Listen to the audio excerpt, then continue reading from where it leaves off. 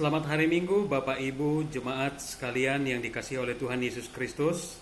Berjumpa lagi dalam ibadah Minggu Misericordias Domini 26 April 2020. Kita akan mendengarkan firman Tuhan, namun sebelumnya kita berdoa.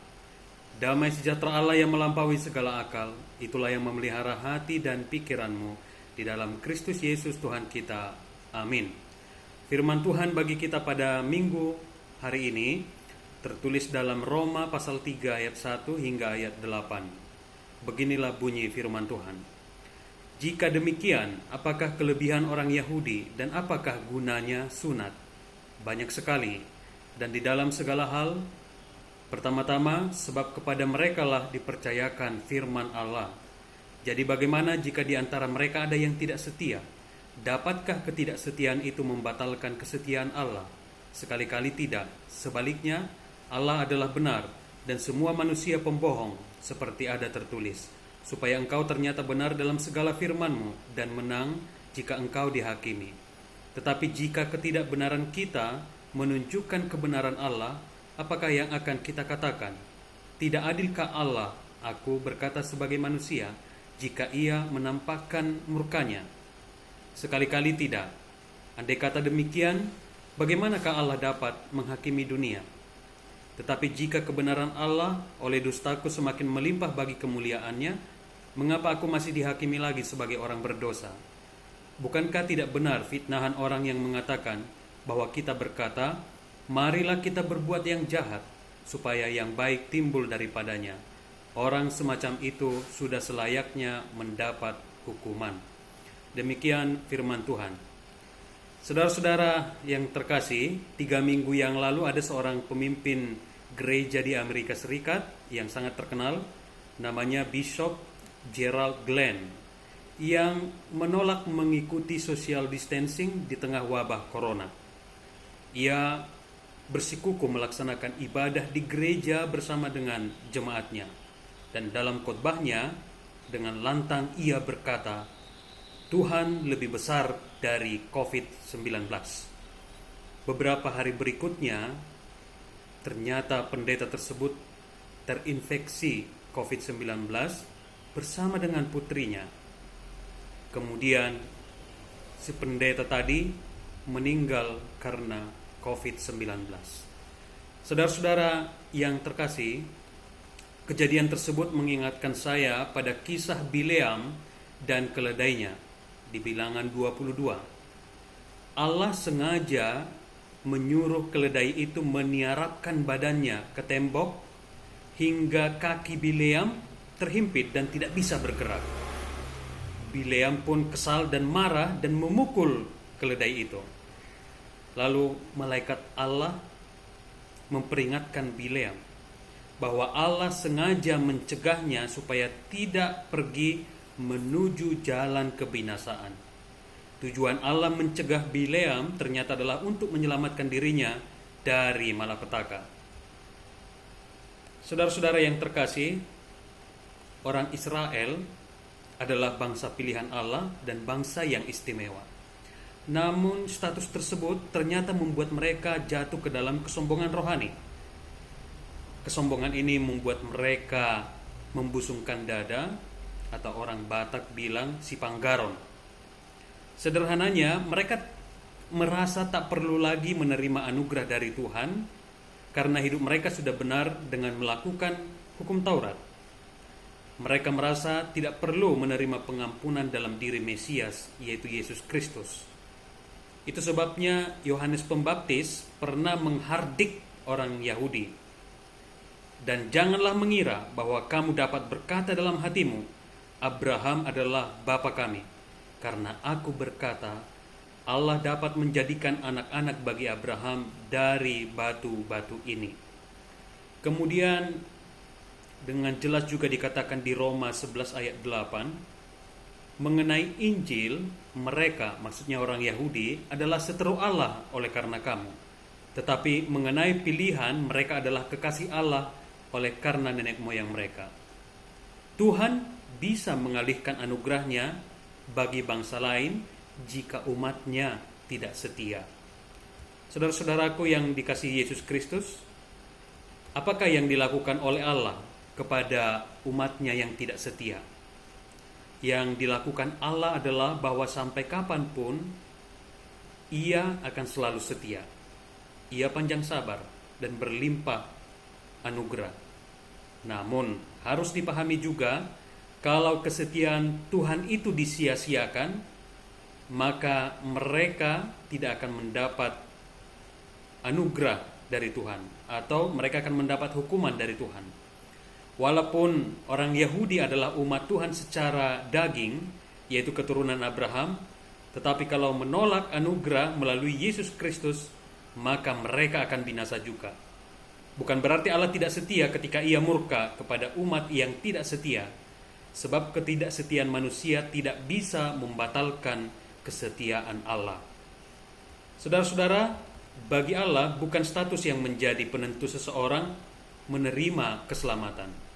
Roma 2 ayat 28 hingga ayat 29 berkata, sebab yang disebut Yahudi bukanlah orang-orang lahiriah Yahudi, dan yang disebut sunat bukanlah sunat yang dilangsungkan secara lahiriah, tetapi orang Yahudi sejati ialah dia yang tidak nampak keyahudiannya, dan sunat ialah sunat di dalam hati, secara rohani, bukan secara hurufiah.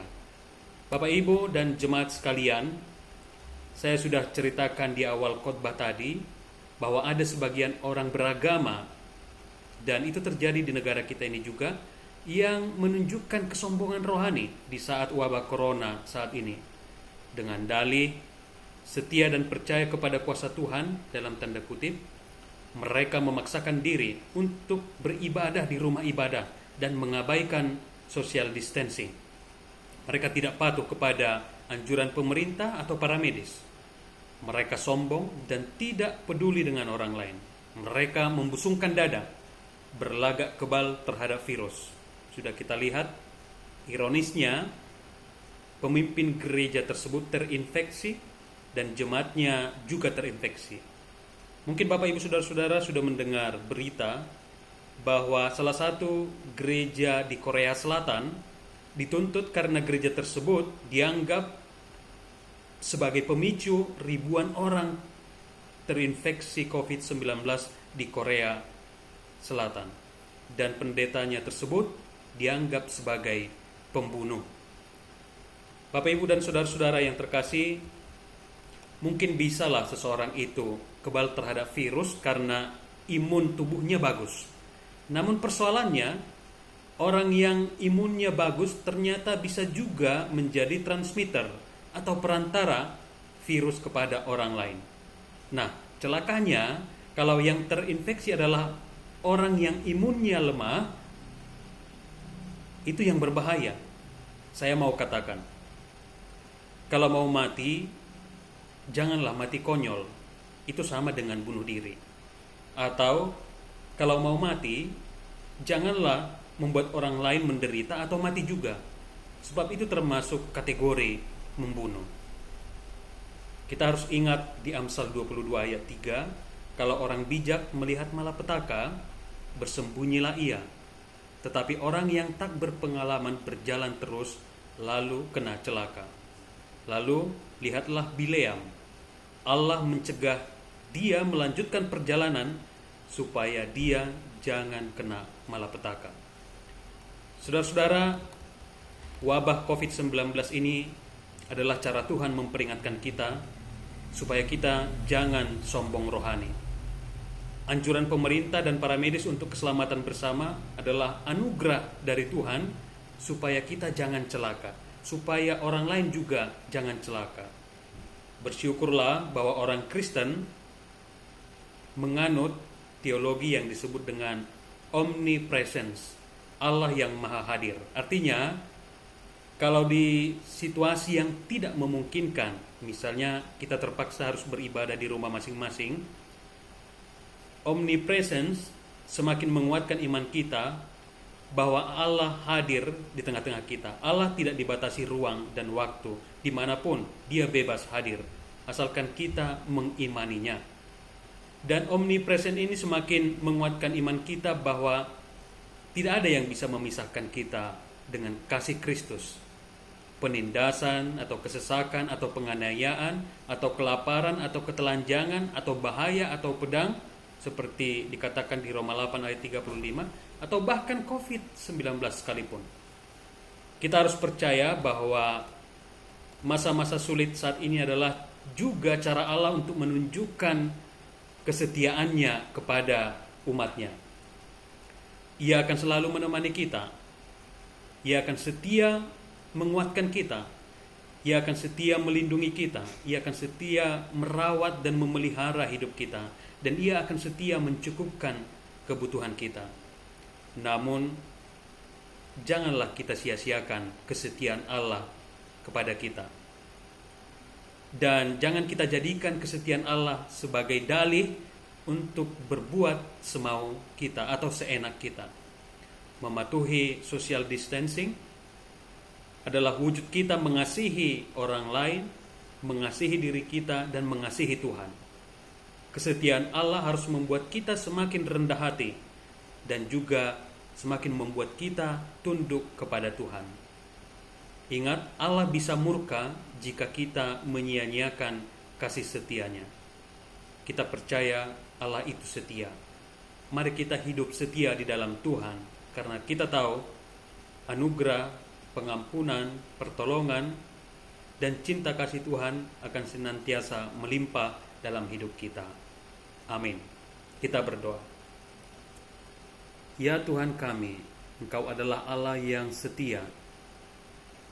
Engkau Allah yang selalu menjadi gembala yang baik dalam hidup kami. Terima kasih ya Tuhan, bahwa Engkau menunjukkan kesetiaan-Mu melalui Yesus Kristus yang telah Engkau utus bagi kami untuk menebus, untuk mengampuni, untuk memberikan kami keselamatan dan kehidupan. Ya Tuhan, tidak hanya di dalam firman-Mu, di dalam kehidupan sekarang ini banyak orang-orang percaya yang mengaku bertuhan ternyata menyombongkan imannya.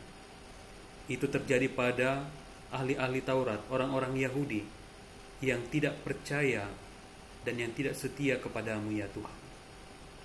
Dan ternyata ada juga, bukan hanya di luar negeri, tapi juga di tengah-tengah negara kami ini, orang yang beragama yang menunjukkan kesombongan imannya dengan cara tidak mematuhi anjuran pemerintah tentang social distancing. Akibatnya semakin banyak mara bahaya, semakin banyak malapetaka. Justru semakin banyak yang terinfeksi COVID-19 karena berusaha dan memaksakan diri untuk beribadah bersama.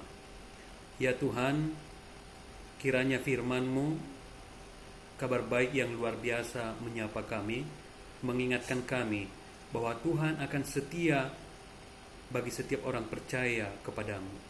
Engkau setia menjagai, melindungi, dan memelihara kami, meski kami harus bergumul dan berjuang dalam situasi sulit saat ini. Ingatkan kami ya Tuhan, bahwa melalui kejadian yang luar biasa ini, ada Tuhan kami yang akan setia mendampingi kami, menguatkan kami melalui masa-masa sulit ini. Biarlah kami semakin rendah hati, semakin menuruti firman Tuhan, menuruti anjuran pemerintah yang Tuhan pilih untuk membawa kesejahteraan di tengah-tengah negeri kami ini. Biarlah ya Tuhan, tidak hanya berharap kepada pemerintah, tapi setiap warga gereja, setiap jemaat-Mu, setiap warga negara juga peduli terhadap kesehatan dirinya, keselamatan dirinya, dan juga peduli dengan keselamatan orang lain dan orang-orang di sekitar kami. Dengan cara demikian, kami bisa bersama-sama menghentikan wabah virus corona ini. Ya Tuhan, Engkau adalah Allah yang setia, yang akan setia mencukupkan apa yang kami perlukan, yang akan setia menopang kami ketika kami merasa penat, merasa sesak karena berbagai persoalan hidup yang semakin meningkat akhir-akhir ini. Kami khawatir, kami cemas. Kami tidak tahu apa yang terjadi hari esok, tapi kami percaya dengan firman-Mu. Engkau setia, Tuhan kami yang akan memelihara kehidupan kami. Tidak akan pernah kecewa dan sia-sia setiap orang yang bersandar kepada Tuhan. Berkatilah setiap jemaat-Mu ya Tuhan, dimanapun berada saat ini. Berkati setiap anak-anak, remaja, pemuda, kaum bapak, kaum ibu, dan juga para lansia. Tuhan yang menuntun langkah hidup mereka, menjauhkan dari segala mara bahaya, menguatkan iman mereka, mencukupkan rezeki, dan juga ya Tuhan, yang menguatkan pengharapan bahwa Tuhan akan berkarya, akan menunjukkan kuasa-Mu, bahwa Engkau akan mengalahkan kuasa si jahat, terlebih ya Tuhan, kuasa wabah virus corona ini. Dan biarlah kami, Tuhan, bentuk menjadi pribadi yang setia, walaupun harus kami hadapi suka maupun duka dalam hidup ini, sebab Engkau Allah yang senantiasa setia memberkati kami. Terpujilah Engkau di dalam nama Yesus Kristus Tuhan kami. Amin.